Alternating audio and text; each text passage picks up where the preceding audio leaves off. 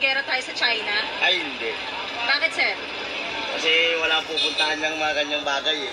Dapat yan, pinapag-usapan na lang. Madadaan lang sa diplomasya. Kasi depende lang yung kahit ako. Kasi pag hindi ka nagsikap ngayon, hindi ka ginawa. So, sir, ang biyahe nyo mula umaga? 12 to 12 ako eh. 12 to 12. Yung kinikita nyo po, sarili nyo po ba itong jeep? Hindi, nakikiboundary lang So, kami. yung boundary, magkano po ang 1,000. boundary? 1,000. So, sa isang araw po, magkano ang take home nyo po kay Mrs.? Meron din namang pag magandang biyahe, nasa 1,000. Pag mababa, nasa 500. Kaya naman, sir. Kaya, O pag nagigipit? walang pasok ngayon, mas Okay. gipit ang biyahe. Ano masasabi mo sa presyo ng bilihin ngayon? Ay, apakamahal mo. Nakamahal. Magkano pag gasolina ngayon tsaka diesel? 56 na. 56. May 20 pesos bang bigas? Wala. Pabor ka ba na makipaggera tayo sa China? Ayoko. Kawawa tayo. Wow, wow. Okay. Tara, bigla! Ano masasabi mo sa presyo ng bilihin ngayon? Sobrang mahal. Sobrang mahal. May 20 pesos bang bigas? Wala. Magkano po yung huling bili niyo ng bigas? Sa 50. 50. Ay, gasolina po, magkano? Diesel. Ngayon, 54 na, 54. 54 na yung diesel, oh. Okay po. Oh, tumaas na naman. Baka next week, tataas na naman ulit. Ito po bang jeep na Grabe, ah. Hindi po. So may boundary. Laging tumataas. 1,000. 1,000. Sa isang araw po kita nyo, labas na boundary. Kasya naman po yung naiuwi nyo sa pamilya. Minsan kulang. Minsan kulang. Hindi sapat. Pag sinuwerte sa biyahe, maganda. Oh, pag minalas, wala talaga. Paano ngayon? Wala Kawawa pasok yung kayo, iba. mga super. Kaya ngayon, wala pasahero, matungal. Wala pasahero. Pabor ba kayo na magkaroon tayo ng gera, makipaggera tayo sa China? Yun ang sagot na itanong na hindi natin masagot yan. Kasi wala tayong kakayanan dyan. Walang kakayanan. Wala tayong kakayanan. Kung paglaban natin yung sarili natin dyan, sila laban tayo. Kawawa tayo. Correct. Tama ka dyan, kuya. Sa presyo ng bilhin ko. Mahal. Mahal? Depende. Oh, nawala yung 20 ang kilo. Tama yung 20 ang kilo ang bigas. Meron ba nun? Uy, yun ang sabi na ano eh. May bangag. Maayos po ba ang pamumuhay nyo ngayon kumpara noon? Ay, hindi. Kasi mura dati. Mura po dahil. Oo, Paano po ang boundary nito ng jeep? 1,000. Tapos, magkano po natitake mo sa pamilya? 500. 500. Sir, sa isang araw, 500, kasya ba? Hindi. Sus ko, 500 lang ang maiuwi. Pera tayo sa China. Sabi sa... Ako, pabor. Pabor ka. Oo, kasi Tatay naman, pabor ka sa gera. Sir, ako. Oh, naghintay Kahit- na ako kung kailan tawagin eh. Kahit reserve ka, mamamatay ka rin. Hintay na may Samputok ka advice lang. Kung kailan kami kukunin. Reserve. Hindi kayo nag-iisip. Hindi natin gulo to. Siyempre, para sa bayan. Hindi. Bago, tumaas eh. Pati diesel, tumaas na naman. Kano lang, sir, ang diesel? 55 yata, 54. Ano kasi, taas na talaga. Mataas. Kahit gasolina, crudo, May 20 pesos bang bigas? wala ata. Wala. Maalwan ba ang buhay nyo ngayon para dati? Mahirap na yun. Kamusta po ang presyo ng bilihin ngayon tayo? Mahal. May Mahal ang 20 gastusin. pesos bang bigas? Ha? 20 pesos na bigas? Wala. Wala. Ito sir, paano ang boundary nito? Magkano po? 1,000. Magkano po yung take home pay niyo? Minsan, 500 na lang. Kasya po ba sa pang-araw-araw tayo? Ay, kulang nga, kaya nagsisipag. Grabe mahal nung, ngayon grabe mahal kasi ngayon talaga bilhin. Mahal po talaga. Oo. Minsan, pag wala kang budget, Ilang bigas? bigas eh, magkano Eh, bigas? sinaparal po ba kayo sir? 55. High school? Meron, high school, college, meron pa, may elementary pa. Naku, pasya ba yung 500 araw-araw? Nangungutang. Nangungutang. Bayad utang sir. Bayad utang, hulugan. Naks naman yan, ay Pero problema. sir, nandito tayo sa mall. Naniniwala ba kayo? Kasi sabi nila, wala daw Pilipinong naghihirap kasi laging nasa mall. Ano masasabi niyo? Kalukuhan yun. Yung nasa mall, may pera yun. Yung wala sa mall, walang pera. Okay po. So, ang tingin niyo lahat ng nasa mall, may pera May tayo? pera yan, namamas na papalamig. Nagpapalamig. Oo, pera pa rin yun. Sir, pabor ka ba na makipaghirap sa Pilipinas sa China? Wag naman, marami nang dadamay. Marami nagagawa. Oo, ilagay sa ayos. Tama sir. Ilagay sa ayos para... Kasi marami may piktuhan, kagaya ng mga bata, kagaya ng mga matatanda, kagaya namin, mga driver. Sir, yung modernization ng jeep. Dito lang ako sa Dito na sa traditional. Traditional. Eh, paano po yung kapag sabi kita tatanggalin na traditional jeepney? Ano tayo magagawa? Walang magagawa. Oo. Yes, sir. Ingat po sa biyahe. Okay, okay. Kuya, ano masasabi mo sa presyo ng diesel at saka gasolina ngayon? Pataas ng pataas eh. Magkano, ito po bang motor niyo, ano po ito? Gasolina. Apo, So, gasolina. magkano? Nasa 60 plus?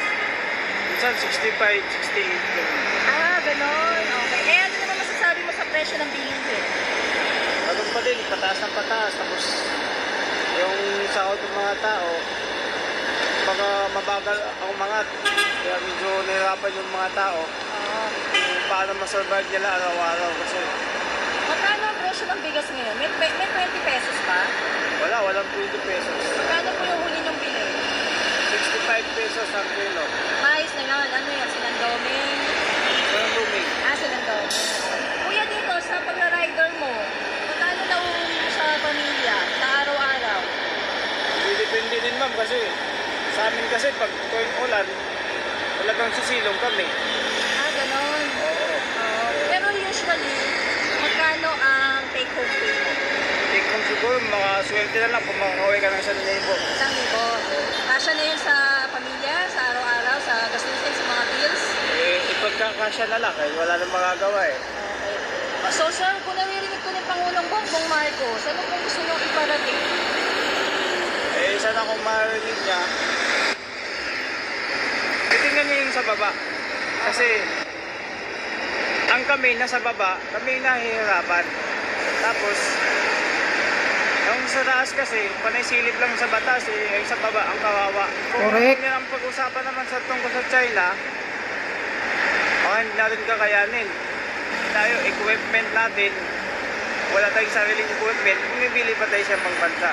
Eh, paano pag hindi tayo bibigyan sa ibang bansa? Ano magagawa lang sa China? Sir, salamat! Yan. Tama naman talaga si kuya. Oh, 'di ba kuya? Tama din 'yun. Dapat 'yun ang tingnan ni Kuting. Yung mga pangangailangan ng taong bayan. Ha? Yung mga pangangailangan nila. Yung araw-araw nilang kinakain. Diyos ko, kawawang mga chuper, kawawa kayo mga tatay. Buong araw kayo nagda-drive, kumakayo, nagtatrabaho, tapos 500 lang ang maiuwi sa pamilya. O ano ito, Kuting? Marcos Jr., nakikita mo ba itong kahirapan nila? Nakikita mo ba, naririnig mo ba itong mga hinaing nila? Pakinggan mo ang hinaing ng mga ordinaryong Pilipino. Ito, mga katulad nila, ang dapat mong pakinggan dahil sila ang naghihirap, sila ang nahihirapan sa pamumuno mo ngayon, Marcos Jr. Huwag niyong kamkamin nyo yung pera. Dahil hindi nyo pira yan. Ikaw tambaluslos, namimigay ka nga lang ng tagda 2 kilo, nakamark pa yung pangalan mo at sa pangalan ng asawa mo. Ang kakapal ng mukha ninyong mag-asawa. Sana mabulukan kayo. Anuhin kayo. Igurgur kayo ni Satanas sa pagkaipal ninyo, sa sobrang kakapalan ng pagmumukha ninyo. Hindi nyo pira yan, pinamigay ninyong ayuda sa taong bayan, 2 kilo. Makaahon na ba sila sa kagutuman sa isang araw? Kahit isang araw, hindi kasya yung 2 kilo, tambaluslos. Tangina kayo, mag-asawa kayo, kapal ng mukha mo. Ikaw, tingog partilis, naging buaya ka na rin katulad ng asawa mong tambaluslos.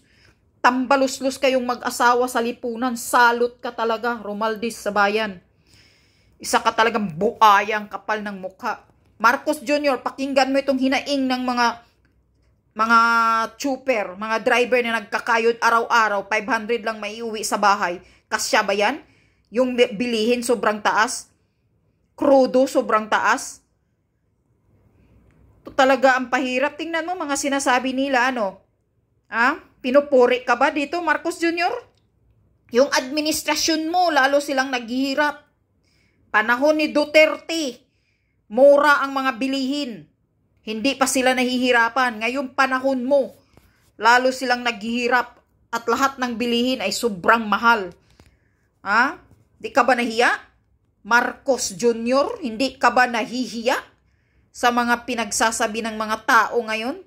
Kung anong hirap ang dinanas nila under your administration? Sa sobrang kabangagan mo, sa sobrang manhid na yung utak mo dahil sa pulburon, sa sobrang bangag mo, hindi mo na naririnig at di ka nakikinig sa mga hinahaing ng mga ordinaryong Pilipino. Dahil nakikinig ka sa hinayupak mong asawang Lisa Tanas Butod, na mga oligarko lang ang kinakampihan ninyo. Mga katulad din ninyong mga kawatan, magnanakaw, diktador, abusadong gobyerno. Nayupa ka, Marcos Jr. ka. Talagang nakakawala ng respeto ang tao. Ang taong bayan ng sobrang galit at frustration sa iyo. Hindi ka na dapat irespeto ng taong bayan dahil hindi ka na dapat kilalanin na presidente ka. Para sa akin, yan ang nararamdaman ko. Hindi kita kilala na presidente ka dahil wala kang ginagawang maayos para sa kabutihan ng mga ordinaryong Pilipino. Mas lalo mo silang pinahirapan. Kaya kung mayroon ka pang maliit na hiya dyan sa mata mo, wag na lang sa puso at sa utak mo dahil yung puso at utak mo puno na ng pulburon. Dyan sa paningin mo, kung mayroon ka pang maliit na awa sa taong bayan, mag-resign ka na, Marcos Jr. Resign. You are giving a lot of suffering to all the Filipino people. Pinapahirapan mo ang lahat ng mga Pilipino. Mas lalong pinapagutom mo sila sa mga taas ng bilihin na wala kang ginagawang tulong para sa kabutihan nila. At ikaw, Romualdez, lumayas kayong mag-asawa, ang kapal ng mukha ninyong mga mag-asawa kayo. Di na kayo nahiya.